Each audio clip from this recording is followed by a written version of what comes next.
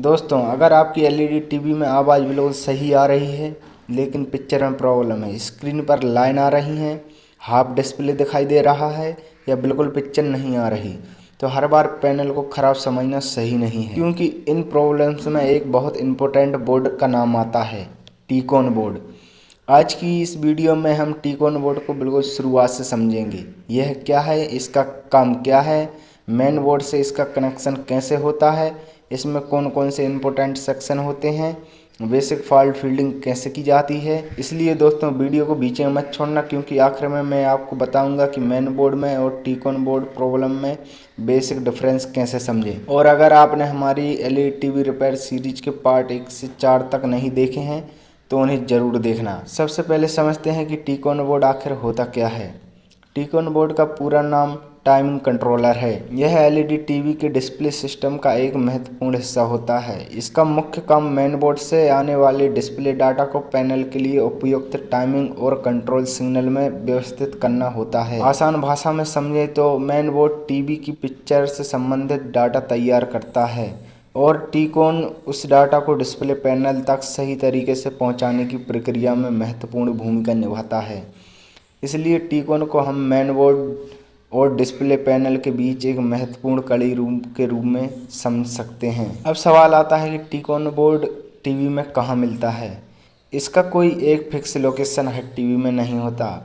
बहुत से LED TV में टी-कॉन एक अलग छोटी पीसीबी के रूप में पैनल के पीछे या उसके आसपास लगी होती है, लेकिन कुछ मॉडर्न टीवी डिज़ाइन में टी-कॉन का सर्किट अलग बोर्ड के रूप में दिखाई नहीं देता और इसका काम पैनल या डिस्प्ले असेंबली के अंदर इंटीग्रेट हो सकता है।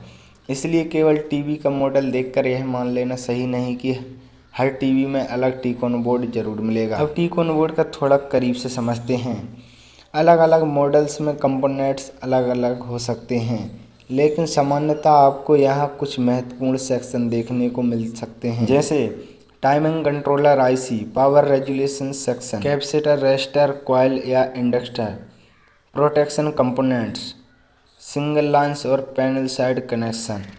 कुछ बोर्ड पर मेमोरी या एडिशनल कंट्रोल सर्किट भी मिल सकती हैं, लेकिन ध्यान रखें हर टी-कॉन पर बिल्कुल समान कंपोनेंट होना जरूरी नहीं। अब सबसे इम्पोर्टेंट बात, टी-कॉन करता क्या है। टी-कॉन का मुख्य काम डिस्प्ले डाटा को पैनल की ज़रूरत के अनुसार प्रोसेस और कंट्रोल करना है। डिस्प्ले पैनल में बहुत सारे पिक्सल होते हैं। इन पिक्सल सही समय पर सही डाटा और कंट्रोल सिग्नल मिलना जरूरी है। टी-कॉन इसी डिस्प्ले टाइमिंग और कंट्रोल से जुड़े काम को महत्वपूर्ण भूमिका निभाता है।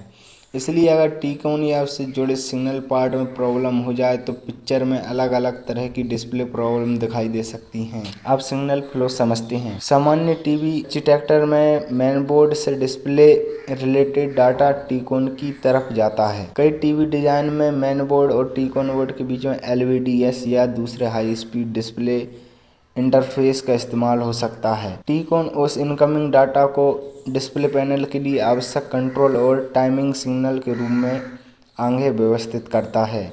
इसके बाद पैनल के अंदर मौजूद ड्राइवर सर्किट या इंफॉर्मेशन का उपयोग करके स्क्रीन पर इमेज बनाने में मदद करते हैं। यानी आसान flow, main board, display interface, T-cone, panel drive, display panel.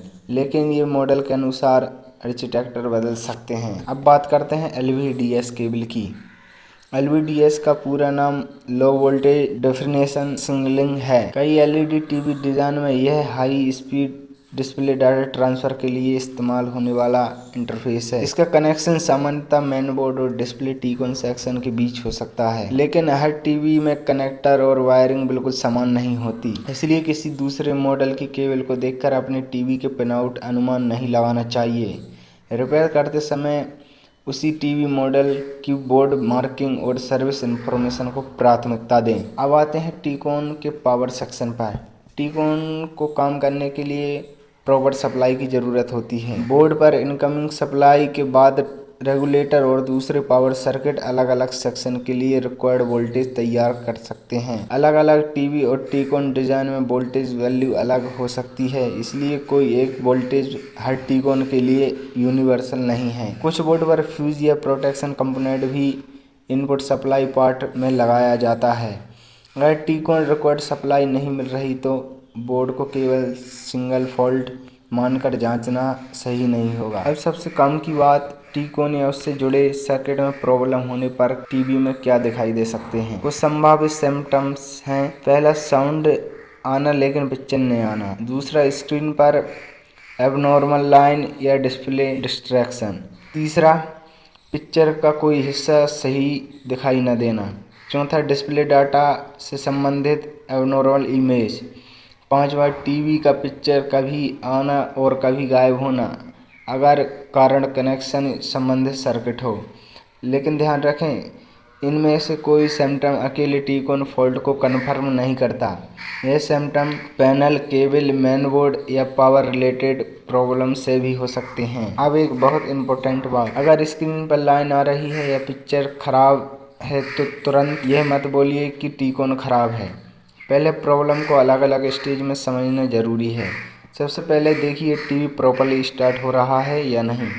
फिर डिस्प्ले रिलेटेड कनेक्शन चेक करें। उसके बाद टी-कॉन की सप्लाई और बोर्ड कनेक्शन देखें। अगर टी-कॉन की सप्लाई और सिग्नल सामान्य है लेकिन पैनल साइड पर एबनॉर्मली है तो पैनल या पैनल ड्राइवर सेक्शन की संभावना भी हो सकती है। इसलिए सही डायग्नोसिस में हमेशा सर्वप्रथम कनेक्शन, पावर, सिग्नल, पैनल के क्रम में करना ज़्यादा उचित, सुरक्षित और लॉजिकल है। अब बेसिक चेकिंग की बात करते हैं। सबसे पहले टीवी को सुरक्षित तरीके से पावर से डिस्कनेक्ट करें। बोर्ड को ध्यान से विजुअली इंस्पेक्ट करें। किसी कंपोनेंट पर वर्णमार्क, फिजिकल डैमेज, करेक्शन या खराब कनेक्शन तो नहीं, यह देखें। इसके बाद केबल और कनेक्टर की कनेक्शन चेक करें। फिर टेक्नीशियन के पास उपलब्ध डॉक्यूमेंटेशंस के अनुसार सप्लाई पार्ट और फ्यूज की जांच की जा सकती है। रेजिस्टेंस या कंटेंसिटी चेकिंग हमेशा पावर डिस्कनेक्ट कनेक्शन में करें और अगर वोल्टेज मेजरमेंट करनी हो तो उसी पॉइंट पर करें जिसकी सही रेफरेंस वैल्यू बोर्ड डॉक्यूमेंटेशन या सर्विस इंफॉर्मेशन से पता हो। कई टी-कॉन बोर्ड में पावर सप्लाई पर फ्यूज या प्रॉब्लम कंपोनेंट मिल सकता है। इसका काम बोर्ड को सप्लाई शॉर्ट फॉल्ट से प्रोटेक्शन देने में मदद कर सकता है।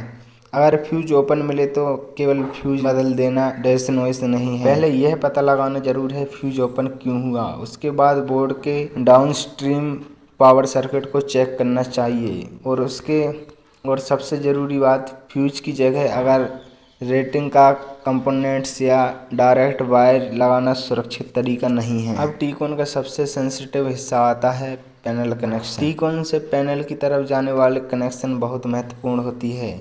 इसमें फिक्सिबल केबल या बोर्ड टू पैनल कनेक्शन हो सकते हैं। इन कनेक्शन को निकालते या लगाते समय टीवी की पूरी तरह पावर डिस्कनेक्ट होनी चाहिए। कनेक्टर में डस्ट, ऑक्सीडेंस, लॉसेस, कनेक्शन या डैमेज फिक्सिबल केबल जैसी चीज़ें डिस्प्ले प्रॉब्लम का कारण बन सकती हैं। इसलिए बिना ज़रूरत कनेक्टर को बार बार निकालना सही नहीं और फिक्सिबल केबल को मोड़ने या दबाने से भी बचना चाहिए। अब इस पूरे पार्ट की सबसे इम्पोर्टेंट बात ध्यान से सुनिए। डिस्प्ले प्रॉब्लम देखकर सीधे टी-कॉन बदलना शुरू मत करिए। पहले प्रॉब्लम को 4 हिस्सों में बांटिए: पावर, कनेक्शन, सिग्नल, पैनल।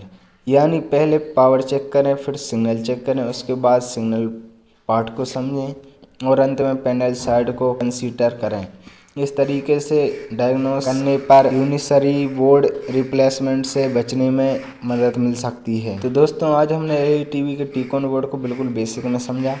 हमने जाना टी-कॉन क्या है, इसका काम क्या है, मेन बोर्ड से इसका कनेक्शन कैसे समझना है, एलवीडीएस क्या है, पावर सेक्शन क्या करता है और टी-कॉन से जुड़ी प्रॉब्लम को बेसिक लेवल पर किस तरीके से अप्रोच करना चाहिए। लेकिन एलईडी टीवी रिपेयर की असली ट्रेवली शूटिंग यहीं ख़त्म नहीं होती। अगले पार्ट में डिस्प्ले, सिग्नल और एलवीडीएस कनेक्शन